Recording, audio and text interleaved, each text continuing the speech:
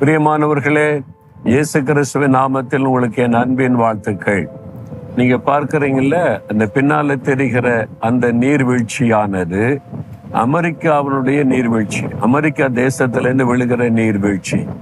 முதல்ல நம்ம பார்த்தது ரெண்டு தேசத்துக்கு நடுவில் விழுகிற பிரம்மாண்டமான நீர்வீழ்ச்சி. இன்னொன்று இருக்கிறது, அது அமெரிக்கா தேசத்தில் விழக்கூடிய நீர்வீழ்ச்சி. ஆனா அது இந்த ஆத்துல தான் அது கலக்கிறது. பின்னால் ஒரு பாலம் பார்க்குறீங்கல்ல, அமெரிக்கா தேசத்தையும் கனடா தேசத்தையும் இணைக்கிற பாலம். அந்த வழியாக தான் ரெண்டு தேசத்திலிருந்து மக்கள் கடந்து போவார்கள். அதனுடைய பாலம் தான் உங்களுக்கு பின்னாலே தெரிகிறது. இந்த நாள் ஆண்டவர்களுக்கு என்ன சொல்ல விரும்புகிறார் அப்படின்னு நினைக்கிறீங்களா? 2 சாமுவேல் 7ஆம் அதிகாரம் 29வது வசனம். ஒரு அழகான ஜெபம் தாவீது செய்கிறார். ஆண்டவரே, உமது அடியானின் வீடு என்றைக்கும் உமக்கு முன்பாக இருக்கும்படி அதை ஆசீர்வதித்தருளும்.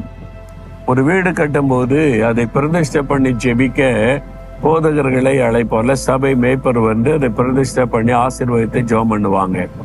இந்த வீடு ஆசீர்வதிக்கப்படணும் அப்படின்னா என்ன அர்த்தம்? அந்த வீட்டுல குடியிருக்கிறவங்க ஆசீர்வதிக்கப்படணும். அதுக்கு ஒரு அருமையான ஜெபம் தாவீது செய்கிறார். ஆண்டவரே, உமது அடியானின் வீடு என்றைக்கும் உமக்கு முன்பாக இருக்கும்படி அதை ஆசீர்வதியும். அதாவது தேவனுடைய பார்வையில என் குடும்பம் இருக்கணும். நீர் எப்பொழுது என் குடும்பத்தை கண்காணித்து நீர் ஆசீர்வதிக்கணும். உம்முடைய ஆசீர்வாதம் என் குடும்பத்துக்கு அவசியம் என்று ஒரு அழகான ஜெபம் செய்கிறார். இன்னைக்கு ஆசீர்வாதம்னா உலக காரியத்தை தேடுகிறோம். பணம், செல்வம், பொருள். ஒரு வீட்டுல எல்லா பொருளும் இருக்கணும். ஃப்ரிட்ஜ் இருக்கணும், வாஷிங் மிஷின் இருக்கணும், மைக்ரோ ஓவன் இருக்கணும். பல காரியத்தை தேடுகிறோம்.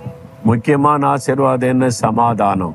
ஒரு குடும்பத்துல சமாதானம் இல்லாம எல்லா பொருள் இருந்து ஏதாவது பிரயோஜனம் உண்டா? என் வீடு நரகமா இருக்குங்கன்னு சொல்றவங்க உண்டு. அப்போ உங்க வீட்டுல சமாதானம் நிறைவா இருக்கணும்.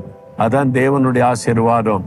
அதுக்கு நீங்க குடும்பத்தை ஆண்டவருக்கு ஒப்பு கொடுத்து தாவீதை மாதிரி ஜெபிக்கணும். ஆண்டவரே, என் குடும்பத்தில் இருக்கிற எல்லாரும் உங்களுக்கு சொந்தம், இது உங்க குடும்பம், உமக்கு ஒப்பு கொடுக்கிறேன். உம்முடைய ஆசீர்வாதத்தினால் என் குடும்பம் ஆசீர்வதிக்கப்பட்டன்னு ஜெபிங்க.